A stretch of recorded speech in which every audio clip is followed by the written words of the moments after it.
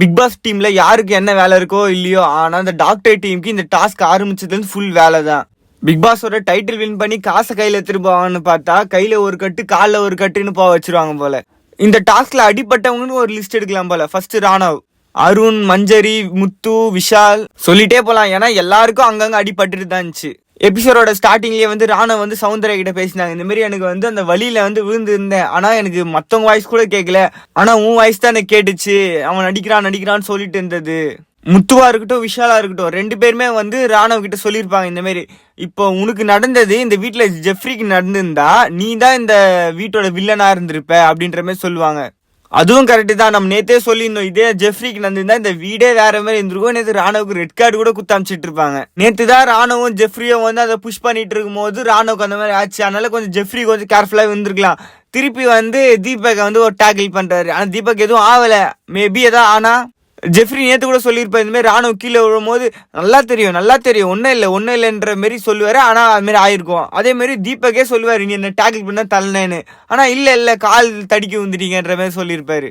இந்த கேமை எப்படி விளையாடினாலும் எப்படியாவது யாருக்காவது அடி வந்துட்டே இருக்கு. ஒரு ரவுண்டு ஸ்டார்ட் ஆகுது அடிப்படுது, நெக்ஸ்ட் ரவுண்ட் ஸ்டார்ட் ஆகுது அடிப்படுது. முத்து வந்து லாக் பண்ணிருவாங்க. அதுக்கப்புறம் அவங்களோட செங்கல்லாம் வந்து லைனா எடுக்க ஆரம்பிச்சிருவாங்க. அப்போ வந்து முத்து வந்து ரொம்ப ட்ரை பண்ணி வருவாரு. அதான் வந்து ட்ரை பண்ணாலும் வந்து நம்மளுக்கு வந்து ஒரு கட்டத்துக்கு மேல வந்து மயக்க வர மாதிரி ஆயிடும். அந்த மாதிரி முத்துவும் மயக்க போட்டு விடுற மாதிரி பத்துட்டு இருப்பாங்க. எல்லாம் வந்து விசிறி விட்டுட்டு இருப்பாங்க. விஷால் வந்து ஆல்ரெடி அவர் கை வந்து உடஞ்சிருக்கா, அதே இடத்துல வந்து இடிச்சிட்டு இருப்பாரு. கொஞ்சம் வீக்கமா இருக்கும், அதனால அவருக்கும் வழியில வந்து நின்றுட்டு இருப்பாரு. பவி, அன்ஷிதாலாம் அவ்வளவுதான், அவங்களோட ஃபுல் எனர்ஜியை கொடுத்து அந்த ஆளுங்களை டேக்கிள் பண்ணி வச்சுட்டு இருந்தாங்க. முத்து தான் இந்த ரணகரத்திலேயே ஒரு கிளிகிழிப்பு கேக்குதுன்ற மாதிரி அங்க வந்து பவித்ராவும் முத்துவும் அப்படி டேக்கிள்ல வந்து கீழே விழுந்து கிடப்பாங்க. அப்போ முத்து கேட்பாரு, நீங்க எந்த ஷாம்பு யூஸ் பண்றீங்கன்னு கேட்பாரு. அதுக்கப்புறம் வந்து ஜெஃப்ரி வந்து முத்துவோட அந்த கோட்டையை தள்ளி விட்டுருவாரு. அப்போ தீபக் என்ன பண்ணுவாரு, அவங்களோட கோட்டையை தள்ளி விடுறதுக்கு எட்டி உதைப்பாரு. என்ன பண்ணுவாங்க, தலையில கை வச்சுட்டு போயிருவாங்க, கல்லு பட்டுச்சுன்ற மாதிரி. எல்லாரும் போய் பார்ப்பாங்க. அதுக்கப்புறம் என்ன ஆகும்னா கேம்லாம் முடிஞ்சிடும், எல்லாம் வந்து ரெஸ்ட் எடுக்க போயிருவாங்க. அப்போ வந்து ரயான் பேசிட்டு இருப்பாரு, இந்த மாதிரி அன்ஷிதாவை தலையில கல்லே படல நான் பார்த்தேன் அப்படின்னு.